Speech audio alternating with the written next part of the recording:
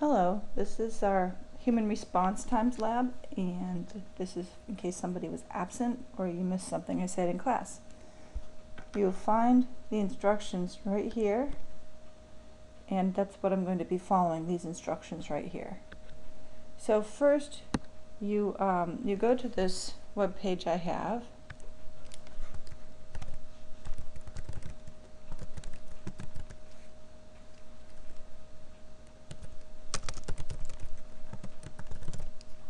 And when you first see it, it's purple.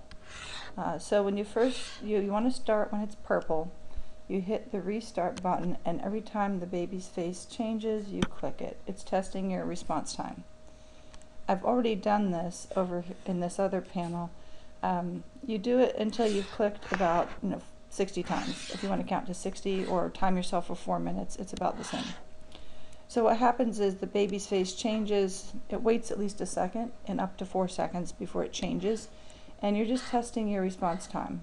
And I understand your equipment isn't perfect, so that's part of the lab. So what you do is, once you've collected your data, so you have it on the screen here, then you head over to StatCrunch. Okay, but you're going to first grab this all in your buffer. So you're going to copy this, including the words. Copy the words as your header column lines, column titles rather. You just say copy, and then what you're going to do is you're going to head over to StatCrunch and say data load from paste. Now, if you are on a slightly different browser and you're logged in slightly differently, this window is going to look quite different. If you're logged in through StatCrunch anywhere on your browser, this is just going to look different. So one thing you have to make sure is it says white space, and use first line as column names. This is the first line, we're using it as column names. If there's little commas between your data points for any reason, in that case you have to use commas. So you have to match, your delimiter has to match whatever is in your data, and you should be able to see that. Okay, so now we go ahead and load this data.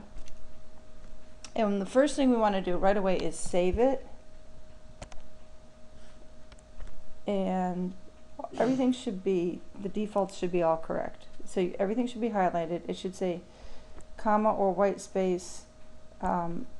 Whatever you do, it doesn't really matter at this point. But it has to match whatever you use when you import it again. Okay, so either way is fine. For some crazy reason, they name it untitled. That's just stupid. But once the thing is saved, you can go back and change the name of your file.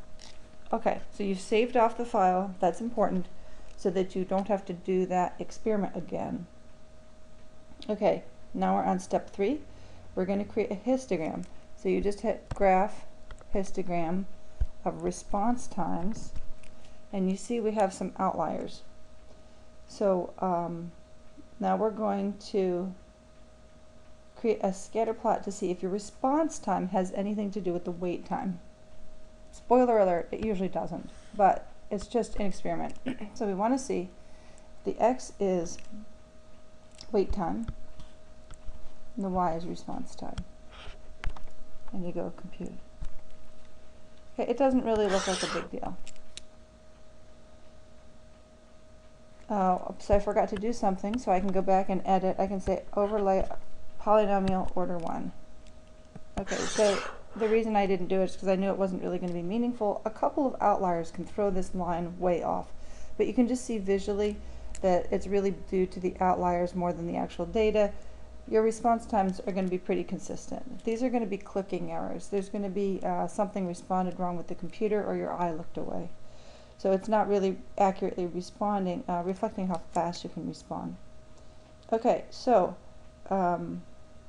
here's what we want to do now. Is we also want to do edit, and you can screen capture these things as you go along.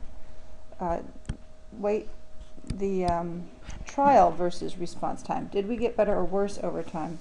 And again, I don't expect much difference over time because you've been clicking things for quite some time now, so I don't expect that if you practice 4 minutes you're going to get any better. Okay, do you have any outliers that are over 2,000? And on most people's graphs, you're going to be able to just highlight them just like so.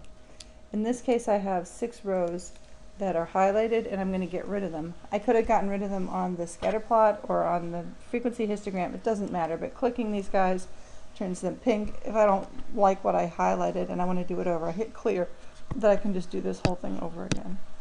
Okay, and then I can say edit rows, delete 6 selected rows. Yep.